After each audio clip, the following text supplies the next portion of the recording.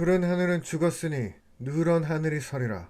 이른바 황건적의 난이라 불린 태평도 교주 장각의 봉기는 한나라를 풍전등화의 위기에 몰아넣었습니다. 탐관오리에게 집과 땅을 빼앗긴 백성들은 장각의 아래서 쟁기 대신 창을 들었고 초유의 농민봉기 사태에 한나라 정부는 속수무책이었죠. 하지만 아직도 중국인들이 자신들을 한인이라 칭하듯 400년 역사의 한나라는 그리 쉽게 꺼지지 않았습니다. 대장군 하진이 노식, 황보숭, 주준을 필두로 황건적과의 전쟁을 선포하자 황건적의 나는 젊고 능력 있는 인재들에게 기회의 장으로 돌변했습니다. 북쪽 끝 유주에서 의용병 대장으로 데뷔한 유비도 그중 한 사람이었죠. 일찍 아버지를 여의고 어머니와 돗자리를 짜 생계를 잇던 유비는 사실 한나라 황족 숭산정왕 유승의 후예였습니다. 의병 모집 방을 보고 나라의 미래를 걱정하던 그는 마침 뜻이 맞은 두 사나이 관우와 장비를 만나 한날 한시에 죽기로 다짐하며 의형제를 맺었죠. 마침 이들을 지나던 상인 장세평과 소상은 유비에게 감동해 자금을 후원했고 이에 유비는 500명 젊은이들의 대장으로 추대되었습니다. 그리고 마침내 씩씩하게 유주태수 유언을 찾아가니 유언은 같은 유씨인 유비를 보고 크게 기뻐했죠. 하지만 좋았던 분위기도 잠시 곧 들어온 뉴스에 장내는 싸늘해졌습니다. 황건적 장수 정원지가 무려 5만의 대군을 이끌고 쳐들어온 것이었어요.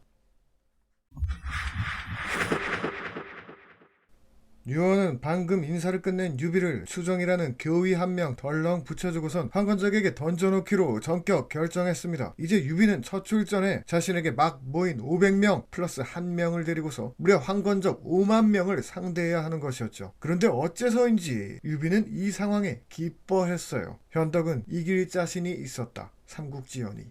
양군이 마주봄과 동시에 유비는 쌍검을 뽑아들고 황건적 대장 정원지에게 소리쳤습니다. 역정놈아, 왜 항복하지 않는 것이냐? 정원지는 기가 찼어요. 야, 저 새끼 저거 목 좀 따와라. 그 말을 듣고 황건적 부장 등무가 말을 몰아 유비에게 돌진하던 그때 유비의 오른편에 서 있던 장비가 호쾌한 소리와 함께 말을 박차 뛰어나가더니 3호로 등무의 몸을 꿰어버리는 게 아니겠어요? 등무가 삼국지의 첫 번째 전사자로 당당히 등극하자 이번엔 대장 정원지가 분노의 칼춤을 추며 장비에게 달려들기 시작했습니다. 과연 5만 명을 이끄는 리더다운 패기였어요. 하지만 정원지는 운이 나빴죠. 유비의 왼편에서 진작부터 그를 노려보고 있던 관우가 있었거든요. 정원지는 5만 명 중 최강이었지만 관우가 청룡원 얼도를 번뜩이자 그의 몸은 말과 함께 두 동강이 나고 말았습니다. 생전 처음 보는 광경에 황건적들은 공포에 질려 자신들의 수도 있고 달아나기 시작했어요. 유비는 전군에 돌격을 명했고 황건적들은 그대로 넘어지고 밟히며 여지없이 쓸려나갔습니다. 그들에겐 유비와 함께 있는 500명 모두가 관우와 장비처럼 보였죠. 순식간에 전투는 끝났고 죽거나 항복한 황건적의 수가 셀 수도 없었습니다.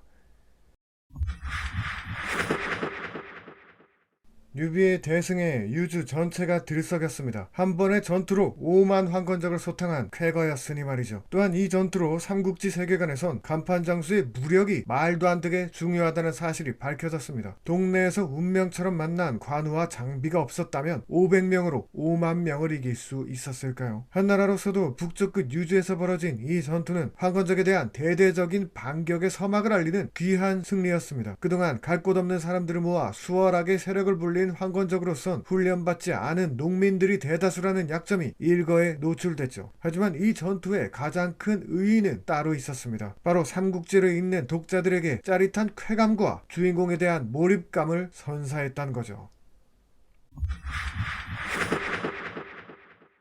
정서에 의하면 유비는 많은 이들이 따르는 리더였고 이 중에 같은 고향 출신인 장비와 간홍 그리고 하동에서 온 지명수배자 관우가 있었습니다. 관우와 장비는 소설에서처럼 유비와 도원결의를 맺지는 않았지만 실제로 형제에 준하는 매우 특별한 사이였습니다. 이는 유비가 사람을 쓰는 대표적 방법으로 이후 유비군의 유니크함을 상징하는 것이기도 하죠. 유비는 앞서 언급한 한나라의 학자이자 장군인 노식의 학원에 다닌 적이 있는데 돗자리를 짜고 다닌 형편이라 학원비는 3천이 되졌다고 합니다. 삼촌도 그렇게 여유 있는 형편은 아니었던지 마누라한테 이걸로 바가지를 긁히자 이애는 보통 애가 아니오 라고 대꾸했다고 해요. 유비는 비록 책 읽기를 좋아하진 않았지만 삼촌의 안목을 증명하듯 자라서 범상치 않은 인물로 대접받게 되었습니다. 그가 거병한다는 소식에 스폰서가 붙을 정도로 말이죠. 소설에선 유비가 후원받은 돈으로 쌍검을 만들어 애용하는데 말 위에서 이도류라니 개간지긴 하지만 이는 관우의 청룡원얼도 장비의 사모와 마찬가지로 완전한 허구인 보입니다. 여기에 황건적의 난때 유비의 활약상 또한 과장된 것으로 정사에는 정원지와 등무의 이름은 나오지 않으며 이후 다룰 전투들도 기록상 나타나지 않습니다. 하지만 유비가 의병을 모집해 교위, 추정과 함께 공을 세웠다는 기록이 있으며 난이 진압된 후 벼슬을 받은 점, 관우와 장비라는 당대 최악의 인간 유기를 둘이나 데리고 있던 점을 보면 소설의 묘사 못지않게 한몫 단단히 했음을 쉽게 짐작할 수 있습니다. 그런데 소설에서 유비를 반겨준 유주태수 유언은 실제로는 유비를 만난 적이 없었습니다. 애당초 유주태수라는 관직 자체가 잘못된 게 유주는 주이기 때문에 태수가 아니라 자사나 목이 맞는 직함입니다. 유언은 당시 유주태수가 아니라 익주자사였죠. 게다가 훗날 유비가 유언의 아들 유장을 공격해 익주를 홀랑 빼앗은 걸 생각하면 유언을 유주로 옮겨서까지 둘을 만나게 한 건 참 얄궂은 각색이란 생각이 듭니다.